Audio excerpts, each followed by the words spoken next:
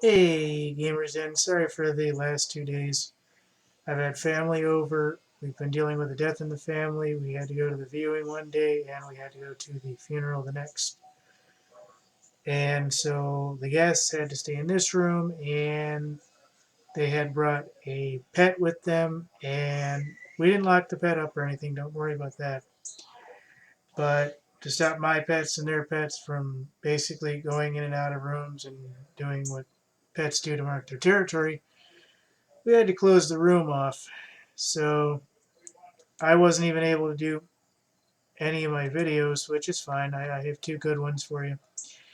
Dead or Alive, which is an extremely awesome uh, video game series, is coming back, and it has a new Spring 2016 PlayStation VR support for it.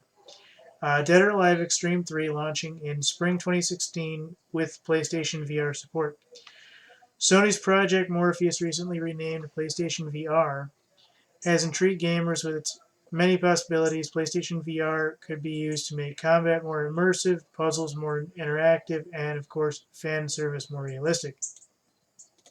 Let me stop you for a second. This is coming because the majority of gamers want the immersion. They do. They want the immersion. And we don't have the money for the Oculus system, and the Oculus system only goes so far.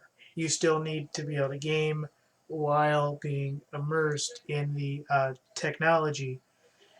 And I remember VR going back to 1990s. 1992 I think was the first commercial products available. You go to fairgrounds and stuff, and they'd have not even claymation video graphics in virtual reality where you were on a treadmill with gloves, and you had to simulate shooting events and like base shootouts and stuff like that for police and military roles and space type games and stuff like that. Anyways, and the Oculus system really kind of brought it to where it is now. Now PlayStation sees it as the next gen for immersion, and it will be next gen technology for the what would it be PlayStation 5. I think it'll be something like that, whatever they end up calling it.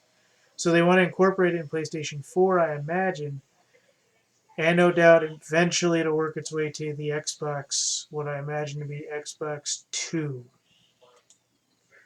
But this is basically coming out. PlayStation VR could be used to make combat. Okay, we already did this.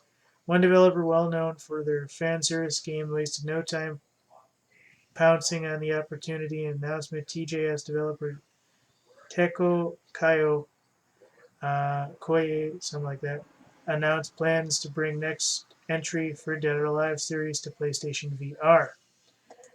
So PlayStation VR might even be a gaming system in and of itself. I don't really know what it's going to be, but we can only imagine that the idea that they're putting females out in very attractive settings in beaches and everything else, we can only imagine this is going to be at least somewhat sexually based.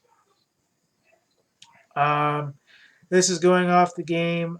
Dead or Alive Extreme Beach Volleyball spinoff has always been less serious and more focused on fan service than fighting game counterpart by Teko Koei. So this is the idea here, and anything we can really think of this is going to be, it's going to be, the sports games are going to be the first things, and then they'll be able to spin it to the harder, Halo games and various things of that sort with the coming technology. So thank you very much, and I hope you guys enjoyed this.